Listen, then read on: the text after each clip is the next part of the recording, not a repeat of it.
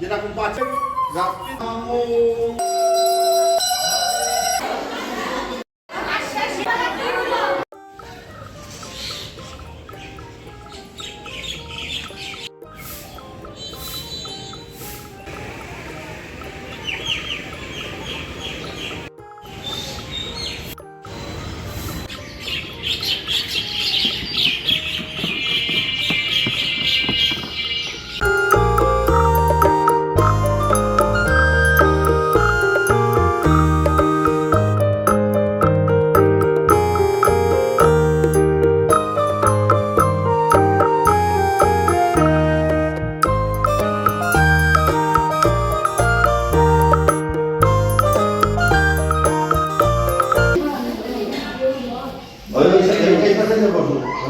কৈলাস ভূতলে দেব বিষভবন গৌরী সহ বসিয়া করে নালাপন ফল সুপেশ সুবসিত সুশোভিত পর্বত কৈলাস যক্ষরজ্ঞ গন্ধর্বগণের নিত্যবাস রবিবার কিরণ পরি শিখর তাহার মলিন করিয়া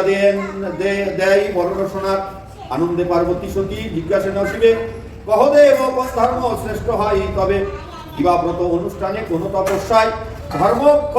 অর্থ কামমোক্ষ চতুর্বর্গ হয় এর উক্তি পূর্ণ কর্ম আছে সুবিদিত যাহা দ্বারা লাভ হয় সকল বাঞ্ছিত মর্তবাসী তোমাকে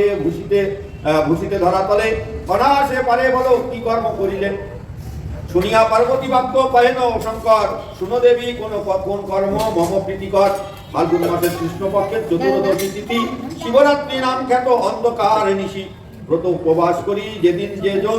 ভক্তিভাবে করিবে আমার আরাধন সত্যতুষ্ট হই আমি তাহাদের প্রতি ব্রতের বিধান দেবী শুনহ সম্প্রতি পূর্বদিনে ব্রহ্মচার্য করিয়া পালন রাত্রিতে দিনের শয্যা নির্মাণ করণ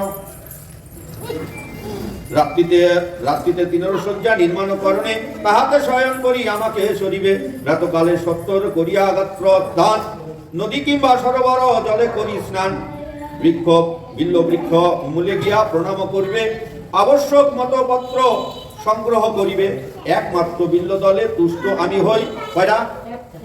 একমাত্র বিল্ল দলে মানে তিনটে পাতা আছে না ওই তিনটে পাতায় 7টা 10টা 15টা কোনো লাগবে না এই তিনটে পাতার অর্থ হচ্ছে যে ব্রহ্মা বিষ্ণু শিব হ্যাঁ অতীতে থাকো খালি একমাত্র বিল্লপত্রে তুষ্ট আমি হই মণিমুক্তা স্বর্ণ রত্ন প্রবলনা চাই রাত্রিতে হইয়া সূচি যে আমারে সদাবিমত ফল দিব আমিও তারে পার্থিব শঙ্কর মূর্তি করিয়া নির্মাণ প্রথম প্রহারে দুঃখে করাইবে স্নান দ্বিতীয় প্রহারে নদী তৃতীয়তে ধৃত চতুর্থ প্রহারে মধু স্নানে বিহিত পূজা শেষে যথাবিধি তাগিদ করি তাগিদ মানে কি মানে তাগিদ গাইতে বলেছে মানে কীর্তন করতে বলেছে পূজা শেষে যথাবিধি তাগিদ করি বসিবে আমার নর পুনঃ শঙ্করী পরদিন প্রাতকালে হয়ে সূচিব্রত করাইবে ব্রাহ্মণ ভোজন নিয়মিত তাই বলে আমার মতো ব্রাহ্মণ খাওয়াই লাগবে ব্রাহ্মণ ভাতি কি হচ্ছে ভালো ব্রাহ্মণ